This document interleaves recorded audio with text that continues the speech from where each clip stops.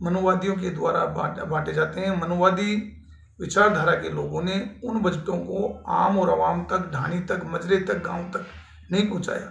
आज जालोर की इस धरा पर आकर के राजस्थान सरकार और देश की सरकार को ये बताना चाहता हूँ कि बाबा साहब भीमराव अंबेडकर जी ने जो संविधान बनाया, उस संविधान में एक प्रयोजन है कि जनसंख्या के आधार पर देश और प्रदेश में आरक्षित वर्ग को आरक्षण दिया जाएगा, जिसमें विशेष रूप से एससी और एसटी के आरक्षण की व्याख्या ये की गई है कि जिस प्रदेश में जितनी जनसंख्या एससी और एसटी की होगी उसके अकॉर्डिंग उसको पॉपुलेशन के आधार पर, जनसंख्या के आधार पर आरक्षण दिया जाएगा।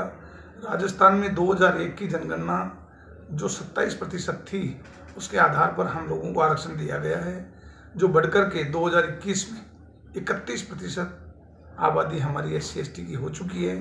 हम चाहते हैं कि 31% आरक्षण राजस्थान के एससी एसटी वर्ग के लोगों को दिया जाए।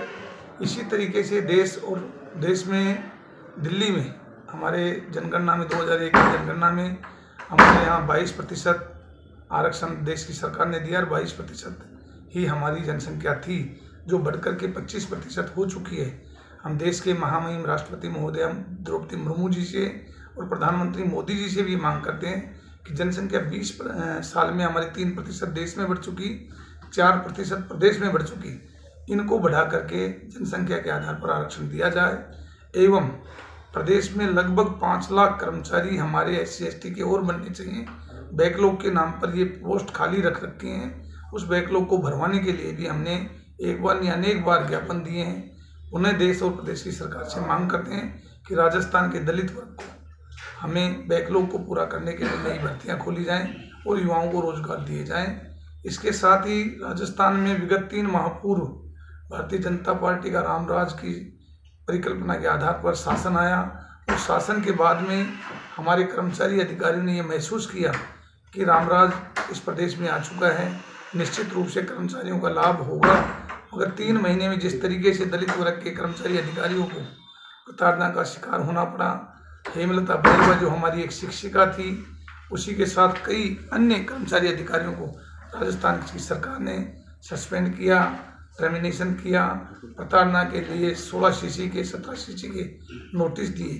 हम सरकार की भर्त्सना करते हैं, निंदा करते हैं कि दलित वर्ग के लोगों के साथ जो जिस तरीके से ये जुल्म किए जा रहे हैं, इन जुल्मों को कम किया जाए और इनको बहाल करके राजस्थान सरकार को मदद करनी चाहिए। ये बात हम कहने के लिए आए हैं। जालोर की इस धरा पर आज मेरे साथ प्रदेश के महामंत्री भाई महेंद्र मीना जी, राष्ट्रीय मीणा महासभा के जिलाध्यक्ष भाई जोगाराम मीना जी, राष्ट्रीय अनुसूचित जाति जनजाति विकास परिषद के जिलाध्यक्ष भाई अजय चौहान जी, हमारे एसटी कांग्रेस के नेता भाई छगन आर्य जी, सब लोग हम इस मांग करते हैं कि सरकार जनसंख्या के आधार पर आरक्षण दें, बैकलॉग को पूरा करे और जिस तरीके का जुल्म कर्मचारियों पर किया जा रहा है उसको रोका जाए।